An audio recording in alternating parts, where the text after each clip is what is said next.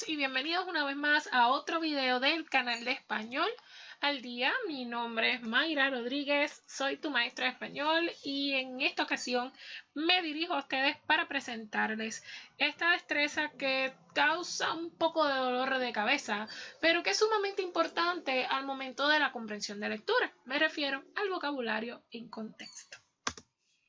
Nosotros en nuestra agenda les presento siempre los objetivos, qué es el vocabulario en contexto, los tipos de pistas o claves de contexto, los pasos para realizarlas y un ejemplo debidamente analizado para que usted tenga una idea más clara de qué usted debe hacer al momento de enfrentarse en una premisa de vocabulario en contexto.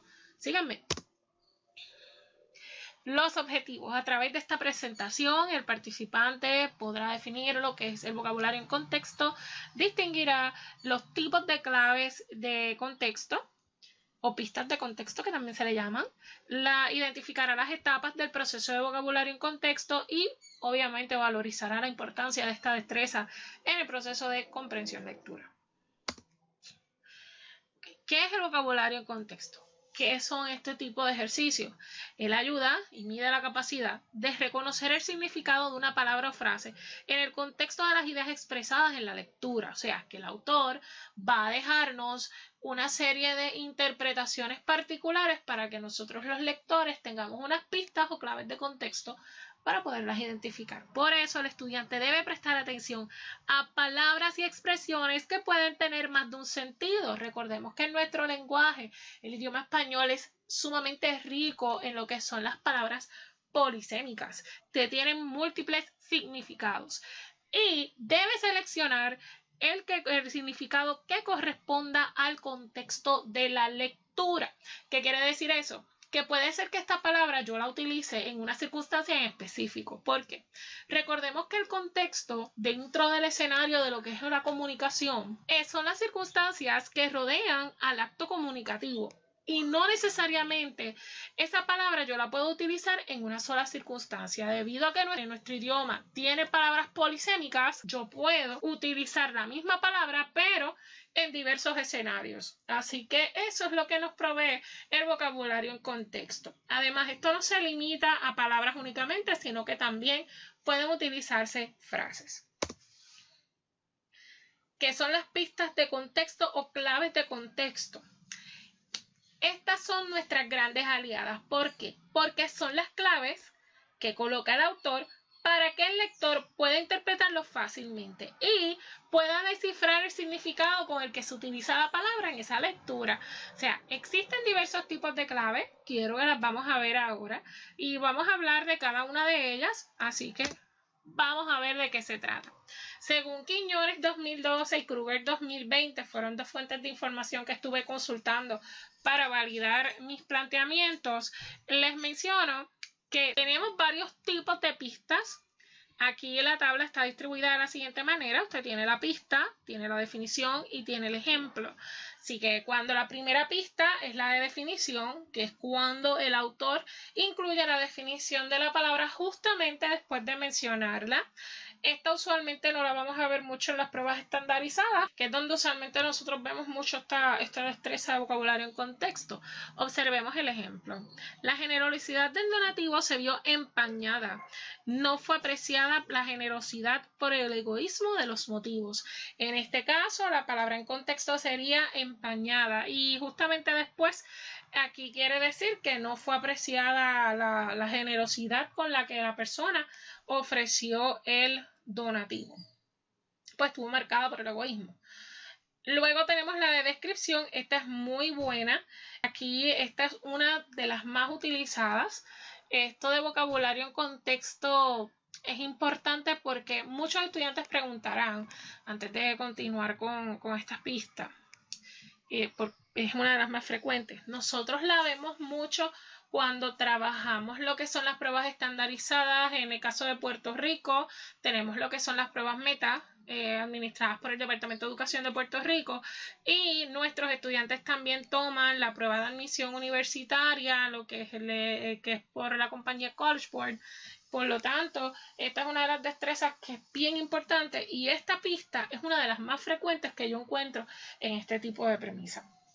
Miren el ejemplo. En esta de descripciones, el autor me da una serie de descripciones para que yo pueda como lector descifrar el significado de la palabra. Y miren el ejemplo.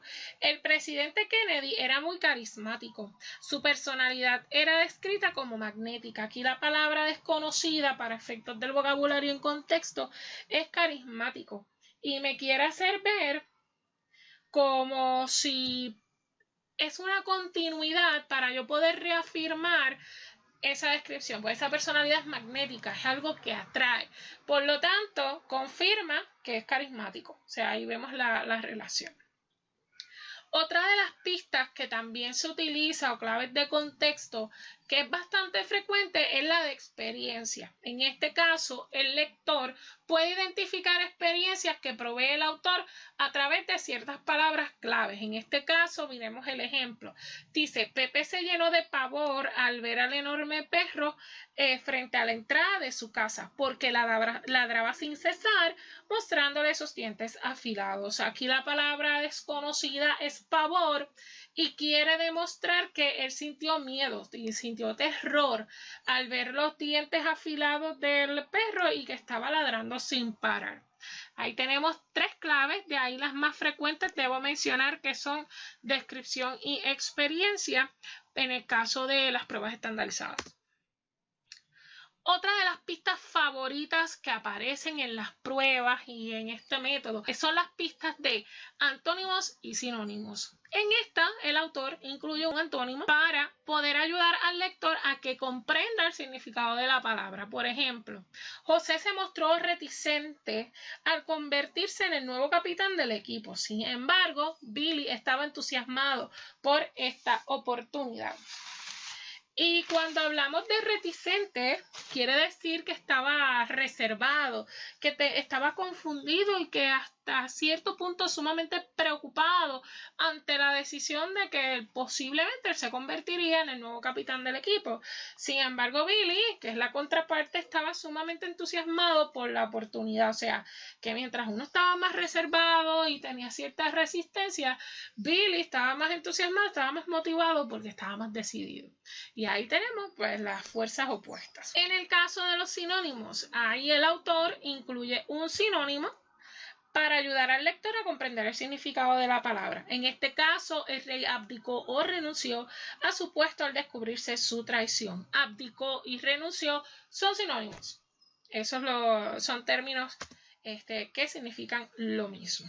Ahora, estas pistas que son las últimas, les puedo mencionar que se utiliza la de resumen y la de partes de palabras. La visual es poco frecuente, pero no voy a dejar de mencionarla porque también es otra clave de contexto que usted debe conocer. La de resumen. En esta de resumen, el autor incluye unas declaraciones sobre el concepto. Esta es una de las más frecuentes. ¿Por qué? Porque a través de estas declaraciones que el autor me provee, yo como lector voy a llegar a mis conclusiones. En este caso, este ejemplo me gustó mucho que estaba en la página de How to Study de Kruger. Menciona, Andrea era una damita muy impertinente. Impertinente es la palabra desconocida. Era tan grosera que hablaba mientras el profesor explicaba la tarea. No mostraba respeto por sus compañeros y tenía muy malos modales. Ahí tenemos la palabra impertinente como palabra desconocida. Luego las oraciones subsiguientes lo que hace es demostrarnos y darnos unas declaraciones afirmando y validando en qué consiste ser impertinente. Y entonces ahí nosotros podemos determinar que es una persona grosera, impropia, que tiene pocos modales, etc. Ahora bien, una de las partes favoritas y una de las pistas de contexto que también ayuda bastante, aunque debemos tener cuidado con ella porque recordemos que el contexto son las circunstancias en las cuales rodean al acto comunicativo y que no vamos a verlo, lo vamos a ver desde las circunstancias que me ofrece la lectura. No deja de ser una pista muy buena, que son las partes de las palabras. Porque cuando el estudiante conoce los prefijos y los sufijos de las palabras, le pueden dar una noción bastante básica de lo que significa la palabra, porque recordemos que los prefijos están dotados de significado léxico, semántico y gramatical, que ayudan a que nosotros pues podamos identificarlo. Miren este ejemplo. Según los conferenciantes, el aborto realizado por los médicos es antinatural. En este caso, tenemos la palabra antinatural, que sería la palabra desconocida. Anti es el prefijo anti, significa en contra, y natural, naturaleza. O sea, que sería algo en contra de la naturaleza. Y ese anti, ya automáticamente yo digo, ok, ya es algo que está en contra de. Si yo conozco los prefijos, eso me va a ayudar mucho porque recuerde, usted en el momento, por ejemplo, cuando usted está tomando una prueba estandarizada, usted no tiene acceso a un diccionario y usted depende nada más de su conocimiento. Y esta de los prefijos y los sufijos es algo que también le puede ayudar. También tenemos la pista de contexto visual, que en esta la autora acompaña el contenido por una imagen para que el lector se le haga más fácil la interpretación. El mensaje de texto contenía una broma para su destinatario y ahí se le colocó el emoji que está de lo más divertido y juguetón, que lo podemos asociar con una broma. Así que ahí hemos concluido con las pistas de contexto. Recapitulando, recordemos que son la de resumen, parte de palabras, visual, antónimos, sinónimos y también tenemos la de definición. Así que son unas pistas muy buenas que usted y la de experiencia. No olviden que son pistas muy buenas que les pueden ayudar muchísimo. Así que cuando usted esté leyendo alertas rojas, cuando usted vea esta palabra desconocida. Ahora, ya usted conoce lo que es el vocabulario en contexto y sabe las pistas. Ahora les voy a mostrar cuáles son esos pasos mentales que usted realiza al momento de ejecutar esta destreza. Son 6 pasos. El primer paso es leer el texto y usted dirá, es obvio que lo tengo que leer, pero esta lectura que usted va a hacer es una lectura, vamos a llamarle así, superficial. Es como una lectura de una visión panorámica, es como un vuelo, quiero que lo asocie con el vuelo del avión cazahuracanes, que hace un vuelo de reconocimiento en el ojo del huracán, pues así más o menos usted va a hacer. Usted va a hacer una lectura de reconocimiento para poder detectar en qué oración o línea se encuentra la palabra desconocida, la cual usted va a identificar el contexto. 2. Identificar la palabra desconocida para comprender el texto. Es importante el segundo paso. Identificar la palabra desconocida para comprender el texto. Ahí usted debe buscar dónde se encuentra la supuesta palabra desconocida. ¿Y por qué digo supuesta palabra desconocida? Por la sencilla razón de que puede ser que usted la conozca, sea una palabra de uso general. Sin embargo, en el contexto que usted la conoce, no es el mismo en el que se encuentra en la lectura. Por eso se le llama palabra desconocida. 3. Releer el texto y fijarse en las palabras que rodean a la palabra desconocida. Aquí viene un truco bien importante que me encanta compartir. Por ejemplo, si yo veo que la palabra pertenece a la palabra desconocida, es un sustantivo, yo me tengo que asegurar que la palabra que la va a sustituir también sea un sustantivo. Debe ser de la misma categoría gramatical. Eso es un truquito que no falla. O sea, que si usted ve otra palabra que es un adjetivo, que es un verbo, que es un adverbio y no es un sustantivo como es la palabra desconocida, pues ya usted sabe que automáticamente esas opciones usted las descarta. Porque si no, la sustitución en la oración no va a quedar. Estos son los primeros 3 pasos. Cabe señalar que hay estudiantes que no les gusta leer las preguntas. Tengo estudiantes que leen las preguntas primero, luego van a la lectura, como tengo estudiantes que tienen que leer lectura primero y luego ir a las preguntas. Eso va a ser clave al momento de contestar, pero eso lo vamos a ver más en detalle cuando trabajemos el área de aplicación. Cuarto paso. Relacionar la palabra con todo lo que dice el texto, especialmente con las palabras más cercanas, buscar pistas y hacerse preguntas. ¿Qué quiere decir aquí? En esta es la parte donde voy a estar trabajando más con las pistas de contexto. Voy a ver qué palabras tengo antes de la palabra desconocida, qué palabras tengo después, a qué categoría gramatical pertenecen y más allá.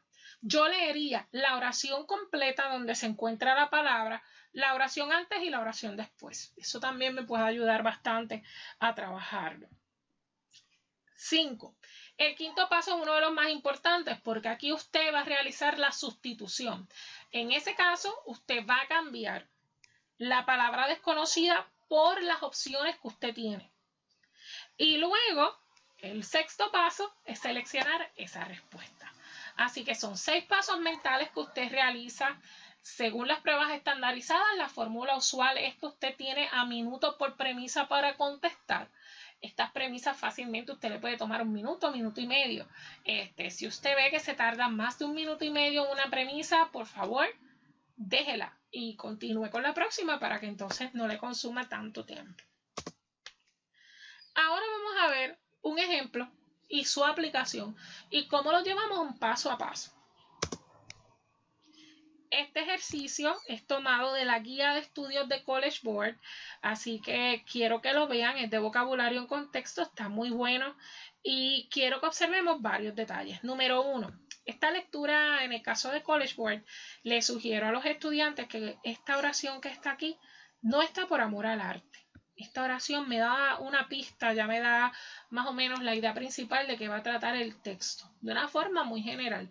Eso a usted le puede ayudar mucho para identificar oración temática, identificar idea central, para que ya usted sepa de qué tema va a tratar la lectura.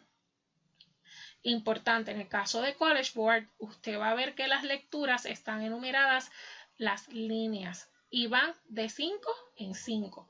En este caso, 5, 10, 15 significa que esta lectura tiene 17 líneas. ¿Y por qué es importante saberlo? Porque en el caso de College Board siempre les menciona la línea donde se encuentra la palabra desconocida o la premisa con la que usted va a trabajar.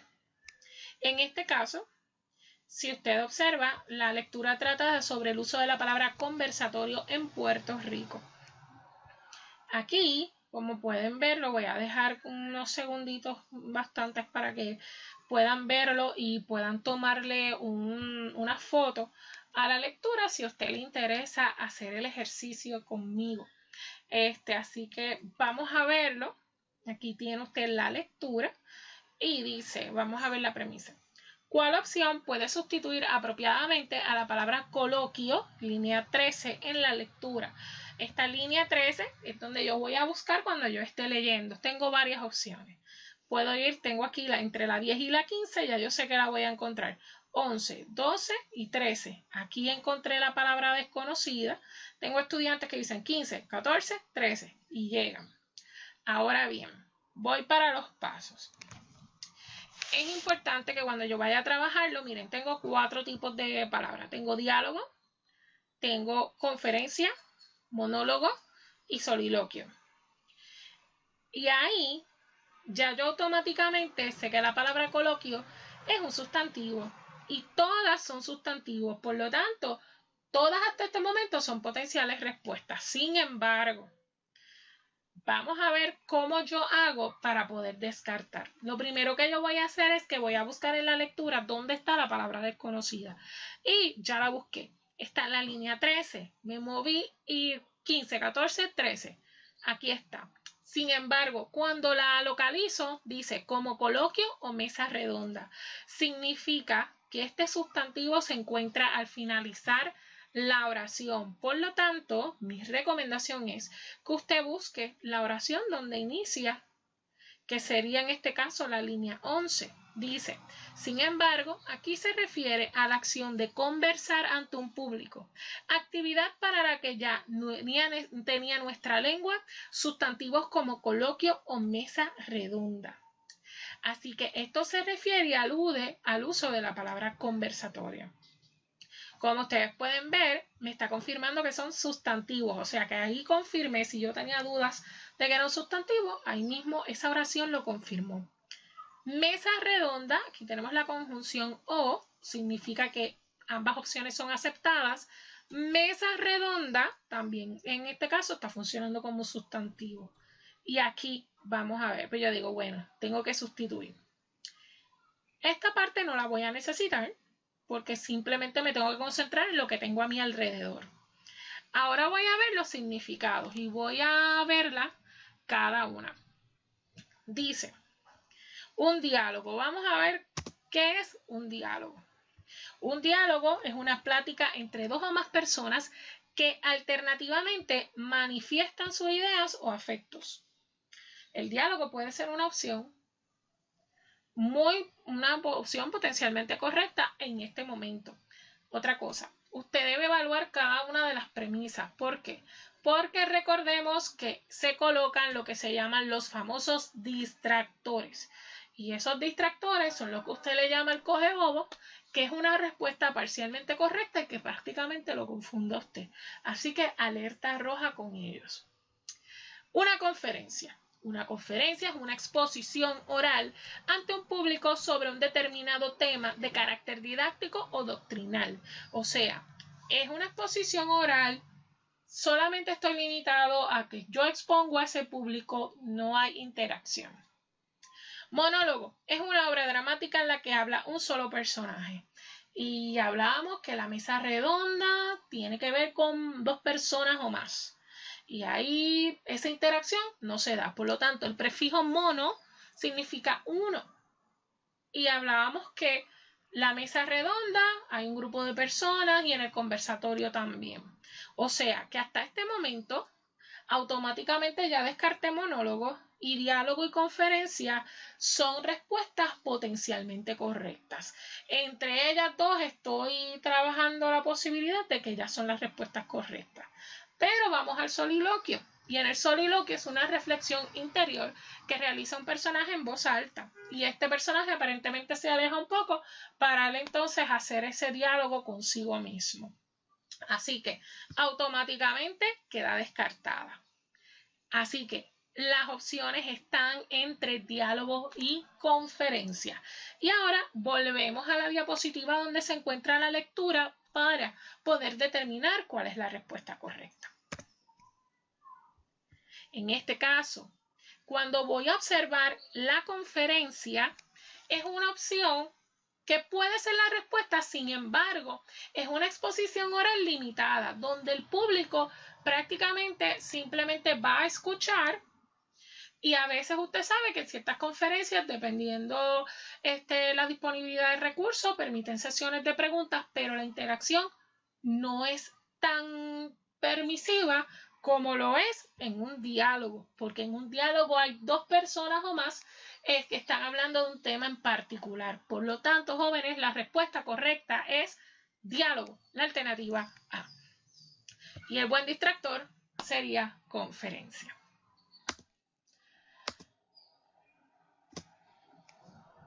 Así que espero haber aclarado sus dudas de cómo trabajar un ejercicio de vocabulario en contexto. Ahí coloqué mis referencias que utilicé para trabajar los ejercicios. Para cualquier duda o pregunta, usted puede escribirme a mi correo electrónico o buscarme en mi perfil de Edmodo, donde soy profesora de español y entrenadora certificada en la plataforma. Así que gracias por su atención y hasta el próximo video.